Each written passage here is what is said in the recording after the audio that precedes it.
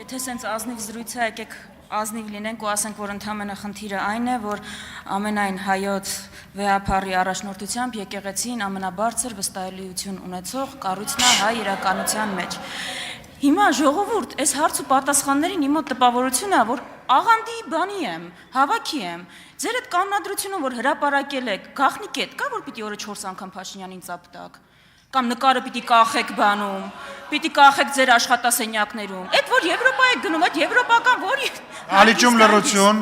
Ինձ սապտալ պետք չի, բայց խանգարել եմ։ Դալիճում լռություն, մարդը կարող է ուզում է միանա մեր կուսակցությանը, հետաքրքրվում է, լռություն, չգիտի որ չենք ընդունելու, բայց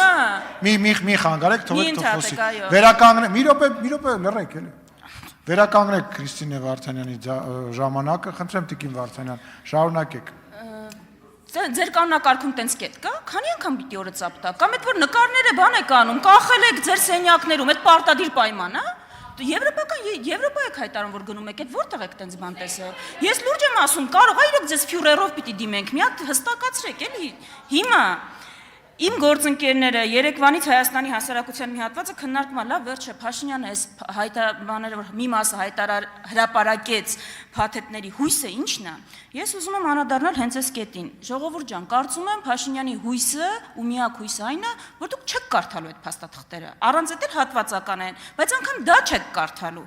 որովհետև ես հասկանում եմ դուք ինչքան եք հոգնել այս բանավեճից, այս ցեղ շպրտոցից։ Դրա համար առաջարկում եմ ոչ ինձ վստահել, ոչ Փաշինյանին, այլ պարզ մի հատ հարցի պատասխանել։ Հիմա այդ հարցը ձեզ եմ ուղղում։ Ի վերջո ձեր նարատիվը այն է, որ Արցախը վաղուց հանձնված էր ու մենք տեղ ոչինչ անել չենք կարող։ Ու ձեր միակ հույսը այն է, որ այս դիվանագիտական տերմինաբանության մեջ մեր ժողովուրդը կկորցնի ճշմարտության թելը։ Ես դες պարզ հարց ունեմ ու առաջարկում եմ մեր հանրության ամեն ներկայացուցիչ այդ հարցը իրան տա։ Եթե Արցախը վաղուց հանձնված էր, այլև ինչի՞ չէր վերցնում։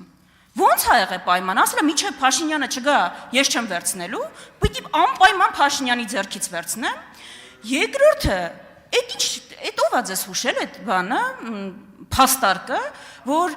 գնայք լուծեիք, բա եթե ինչ-որ նորմալ բանակցային տարբերակ կա։ Այսինքն, եթե կոնֆլիկտը չի լուծվել այս ընթացքում, ուրեմն կոնֆլիկտը պիտի լուծել, նենց ոնց որ Ադրբեջանն է պատկերացնում։ Ես դե շնորհավորում եմ, այո, դուք լուծել եք կոնֆլիկտը, լուծել եք նենց, ոնց որ Ադրբեջանն է պատկերացնում։ Ես դες խնդրում եմ ուրիշ կոնֆլիկտների լուծումով մի զբաղվեք, վախենում եմ պատկերացնել հայ-թուրքական կնճիռը ոնց եք լուծում։ Ես ուզում եմ մեր ժողովրդի ուշադրությունը դրա վրա հիմնվել, այսինքն հրավիրել։ Բանը ձեր միակ առաջարկը, այսինքն մենակ լուծենք բրծնենք, կապ չունի վերջն արդյունքը։ Լուծենք բրծնենք, կապ չունի արդյունք ունի։ Շնորհակալություն։ Հարց, ես էլ Չէ, հարց չկա, բայց ես մի հատ տենց հռետորական հարց ունեմ։ Ձեզ թվում է այդ որ ասում եք եկեղեցականների մասին, կամ նույնիսկ ձեր ընդդիմադիր գործընկերների, ես պաշտոնապես ասում եմ 80%-ը 2018 թվականից այս կողմ եւ մինչեւ նույնիսկ այս վերջերս պատրաստ է եղել ու պատրաստ է մեծ սիրով, ասեմ ձեր ընդդիմադիր գործընկերների 80%-ը իշխանության հետ ընկերություն անի։ Շնորհակալություն, նիստը ավարտված է։